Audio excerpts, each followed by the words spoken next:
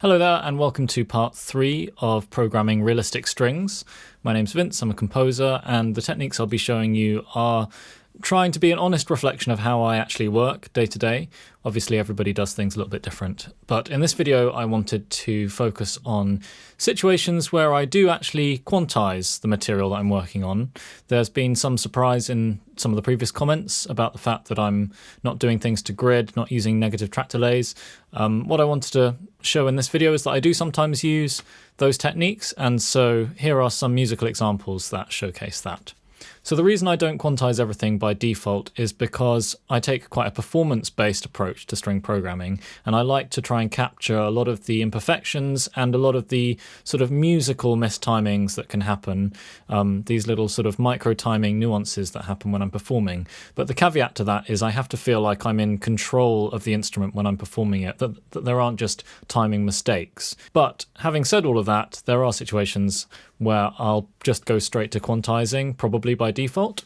And the most common example is when I have a repeating riff, like a repeating ostinato that's sort of medium tempo. For example, say I have a viola that's going like da da da da da da da da da da da da da da, and I just want that to be like an accompanying texture, or maybe there'll be like a string line on top, melody, or a flute or something. So let me just show you how I'd approach programming that. So I'm just going to load up a viola patch from CSS. That's Cinematic Studio Strings, which happens to be my preferred library. Other string libraries are available. I'm just going to have a go at playing it before recording it.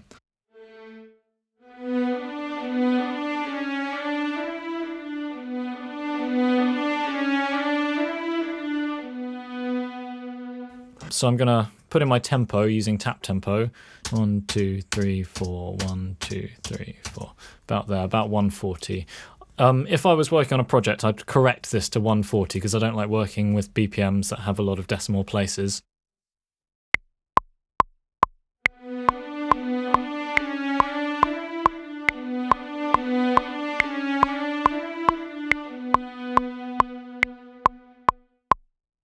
Even though I'm fairly happy with that, let's just say that I want to make the timings as precise as possible because I know that I'm going to put other rhythmic parts on there that I want to really lock in.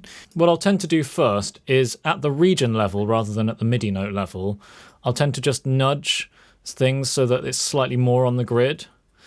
So I have a key command for nudge, which is option right and left, and I also have a key command to set the nudge amount. For me, that's control option, and if I press control option T, I've set it so that it nudges by 10 ticks. And so I'm just going to nudge the MIDI until it's more or less on the grid. The reason I do it at the region level is because then it's moving all of the automation curves along with it, whereas if I just moved the MIDI notes and then the automation curve stayed in the same place, you get a slightly different result. Now that that's roughly on the grid, I'm going to quantize it using a key command. I personally have quantize set to 2 key commands. I have one for 8th note quantize and one for 16th note quantize. So for me, I'm using Shift Q, and that's something that I've set up myself. The next step is to equalize the velocities of all the notes. That's because in Cinematic Studio Strings, different velocities, different amounts of hardness that you hit the keys, they tend to trigger different legatos, all of which have slightly different timings. So I want the timings of the legato transitions to be the same across the board.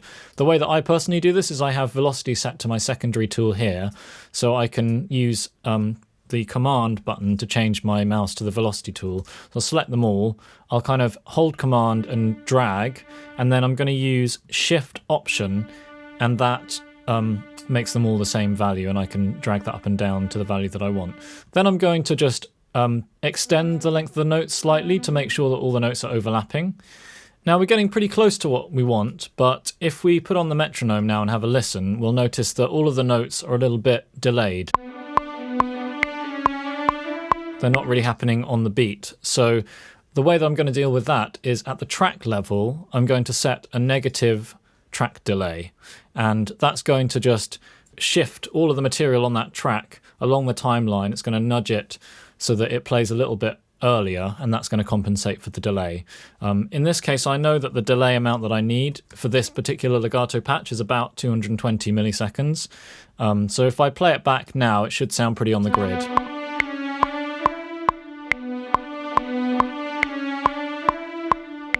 I might want to spend a little bit of time just by ear deciding whether I'm happy with that relationship between what the notes are playing and the beat.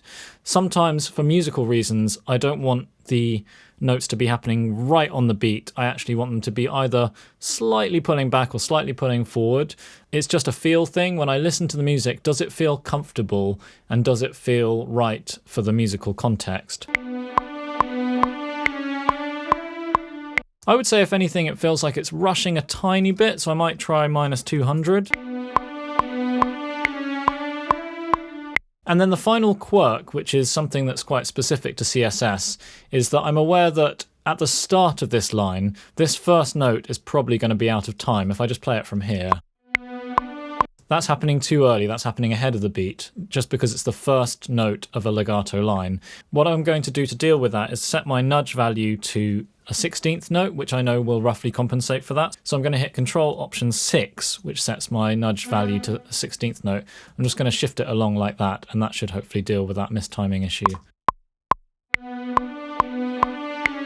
Now, what tends to happen when I'm programming lines like this is, because there's a bit of latency on the patch, and because maybe a lot of my attention is focused on trying to get the timing roughly right when I'm playing it in, sometimes I'm not paying quite as much attention to the dynamic shaping, to the expression.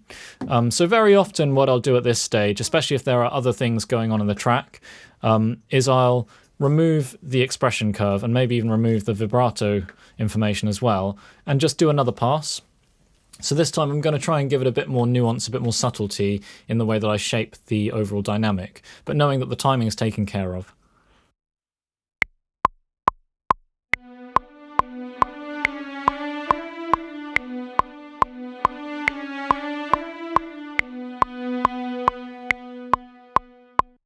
Okay, so I'm fairly happy with that. So one thing to bear in mind is, now that I have this negative track delay set up, this -200, when I try and record something else onto this track, even if when I play it in, it sounds pretty good as I'm playing it in, the negative track delay is still going to apply, so it's actually going to shift all the material along the line. So I'll show you what I mean. I'm going to play some more on this track.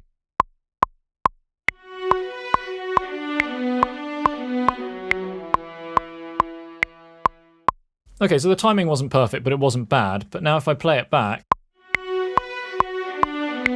it's way off the grid. So anything that goes on this track will need to be quantized, really. The alternative would be just to duplicate the track using Command D and to remove the track delay. And then I can put the MIDI over here and it'll sound as it did when I played it in.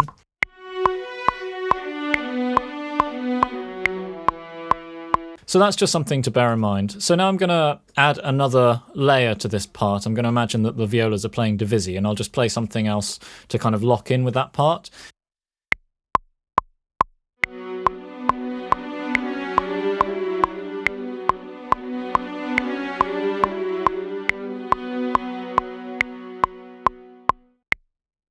So again, I'm going to move this whole region slightly along the timeline, just so that it's roughly on the grid and it brings all the automation data with it. Then I'm going to quantize everything, Shift Q, quantizes it by 8th note. I'm going to extend the lengths of the notes. In fact, I'm going to equalize the lengths of the notes by using Option Shift as I drag and make sure they're all overlapping nicely. I'm also going to equalize the velocities, and I'm going to shift this first note along, as well as setting a negative track delay here of -200, and that should hopefully give us what we want.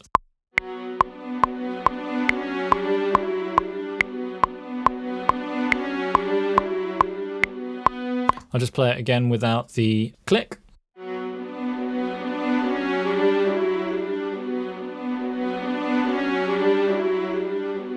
So it feels really tight now. I can't overstate the importance of getting the relative volume right between different string parts within a string section.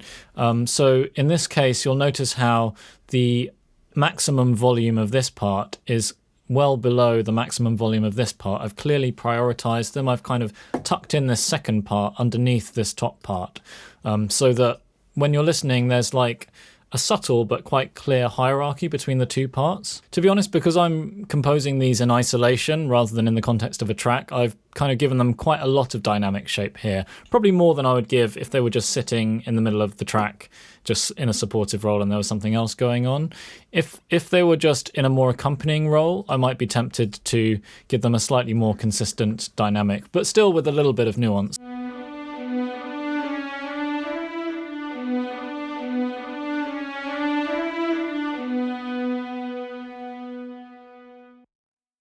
Okay, and then the next one.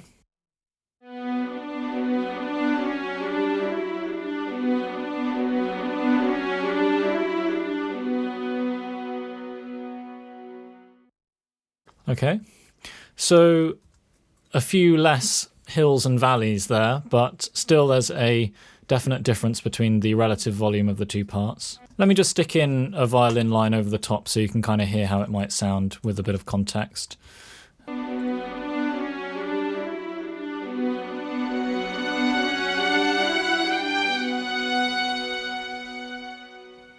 And just for fun, let's put in a pizzicato bass line.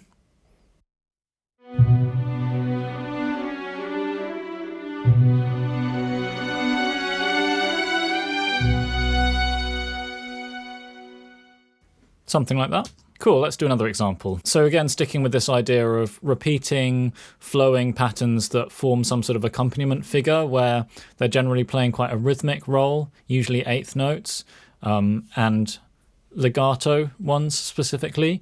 I was thinking of a cello line, maybe doing arpeggios, that's quite common. That kind of thing.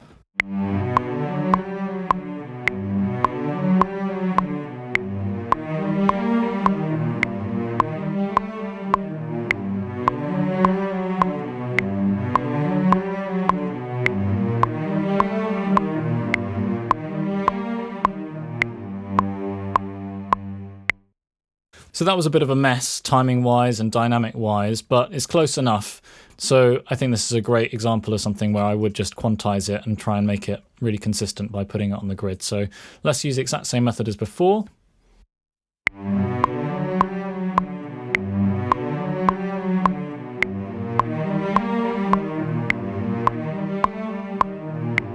So it's sounding pretty good.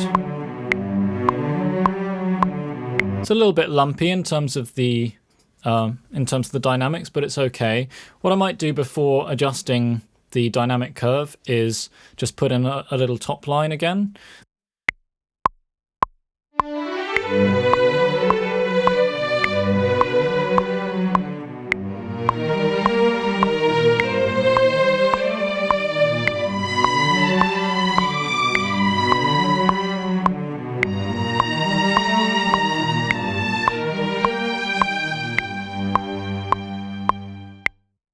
So the patch I'm using is just a standard legato patch with the no latency or low latency setting in CSS, nothing fancy. As you can hear, it's quite capable as a patch for just improvising and playing things in real time. So I was pretty happy with that performance. I might do a few tweaks to it in a minute. Okay, timings are quite off there.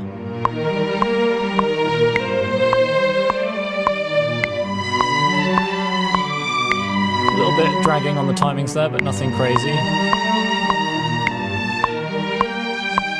And I'm quite happy with the rest of it. So rather than doing the whole quantizing negative track delay process, which takes quite a lot of clicking in this case, I'm just going to zoom in and kind of fix any immediate problems that I hear and kind of move on. So let's just get that opening sorted. So here, rather than chopping up the region and moving it, I'm just going to go into the MIDI.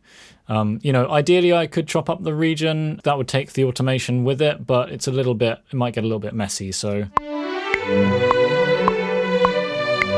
let's just see how far we can get by doing some slight timing tweaks using nudge. Need to make sure that they still overlap. Going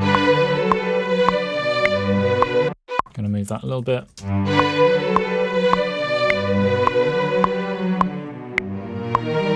I don't mind that starts a little late, it sounds quite nice to me.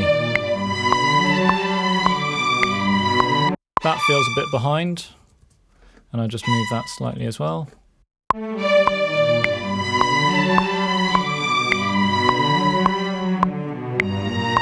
Again, like, it feels a little bit behind the beat, but to me in a kind of a nice way. It kind of gives it a slightly relaxed feeling because the riff underneath it is kind of locked to the tempo and it's doing its own thing very consistently. That means that any floatiness in any of the other parts kind of feels a bit more intentional, or it has something, it has like more of a grid to play off of, because as the listener you can hear like the grid in the ostinato, in the cello part. So then when it kind of is a little bit late or a little bit early, then there's kind of, you can sense that difference in time feel, and again it can be quite a nice musical effect. Just to kind of finish this off, I would love to hear like some violas just playing some long notes to kind of fill out the harmony.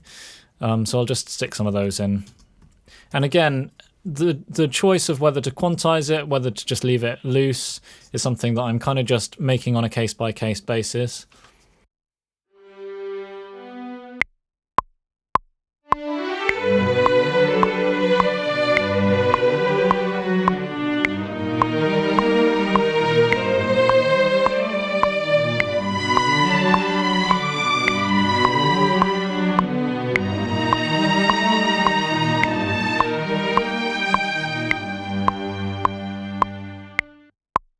Pretty happy with that.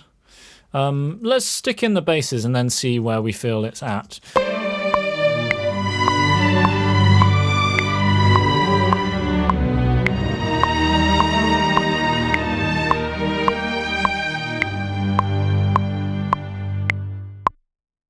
So I was just trying to create a bass line that kind of slotted in with what was already there without adding too much new information. So I imitated the viola line there in the basses. And I also waited to bring in the low end just so that it gives it a sense of development when it does come in.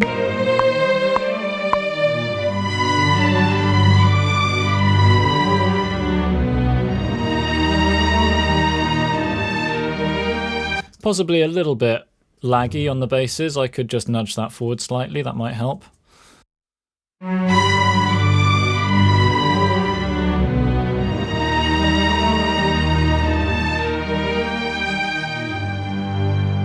Yeah, other than that, I think it works pretty nicely. So now that the arrangement's a bit more established, I might have another crack at the dynamics for this part so that it feels like it slots in nicely with what's there and feels nice and consistent and has the right kind of arc to it.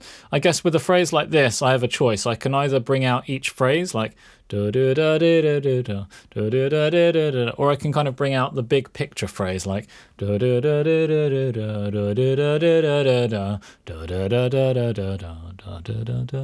you know. So I can kind of choose how I want to, whether I want a long arc or whether I want a kind of a shorter arc.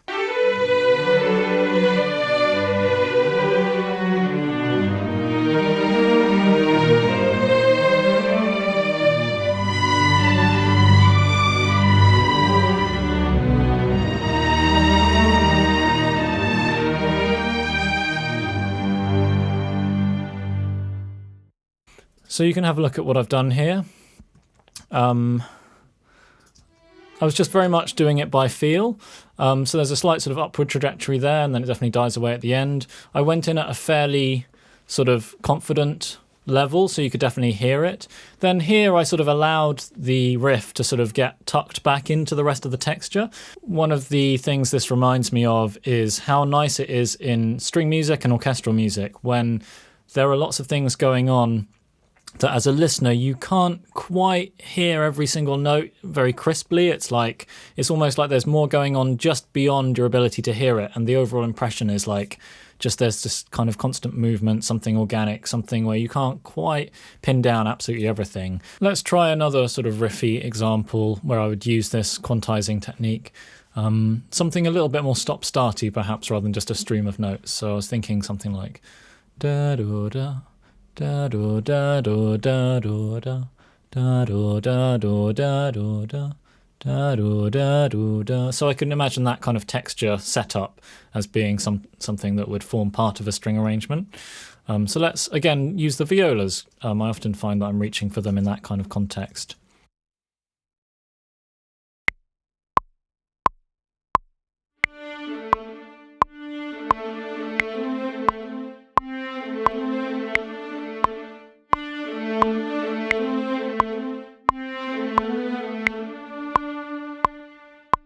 So you could hear I was really struggling to get the sample to speak when I wanted it to speak. So this is definitely another good candidate for working on the grid.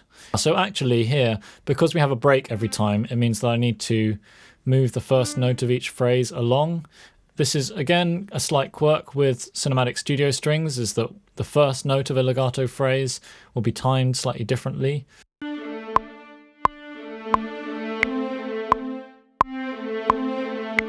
I'm going to do another pass of expression this time.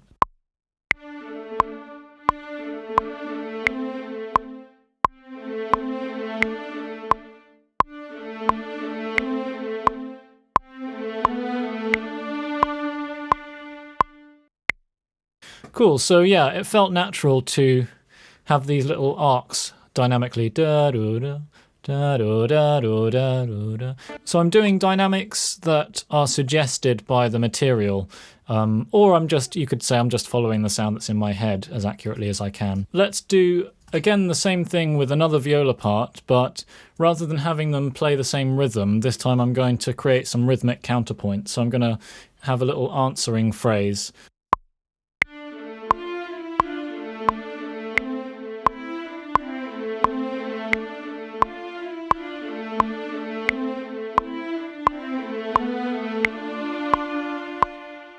Let's go ahead and sort out the timing of these. We'll set the overall track delay.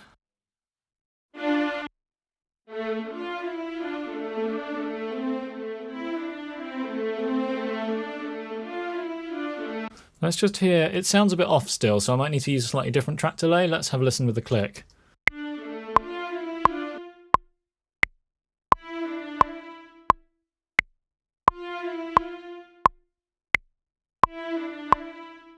Let's have a listen with the other part and without the click.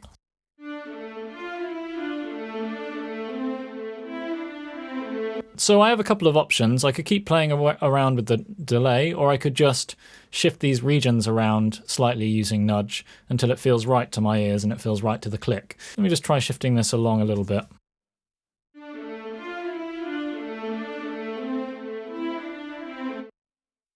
So I'm going to just really hone in on the first note of each of these little phrases and nudge them around to see if I can make the timing flow a bit better. I'm going to listen to this part in isolation, and I'm going to just make sure it's really good with the click.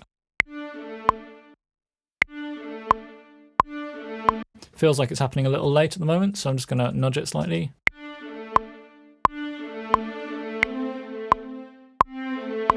That feels better.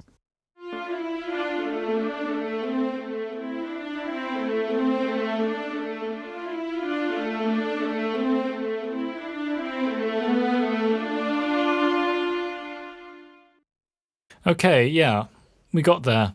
That one took quite a lot of fiddling. And so I guess what that makes me think of is if I was in a writing stage and I was still sort of formulating my ideas, I wouldn't want to get stuck down this rabbit hole. My quick fix would be to use a sketch patch or use some other patch that doesn't have any latency, that's very predictable in the response. I think the issue with those kinds of timing things is that even in Cinematic Studio Strings, which is generally a very consistent library and generally quite predictable to work with, there are still a lot of nuances that affect perceived timing. You know, the level of the exact dynamic level or the dynamic shape can affect how you hear the timing. How the first note of the phrase will be triggered slightly differently to the rest of the legato line. All of those things kind of create a lot of potential chaos and potential opportunities for mistiming to occur. But I hope that was useful, just a sort of as an insight into how I typically work with string samples. As always, let me know any comments that you have. I'm aware that everybody likes to do things a little bit differently, so please find your own approach and take whatever's useful. In the meantime, happy composing, and I'll see you on the next video. Take care.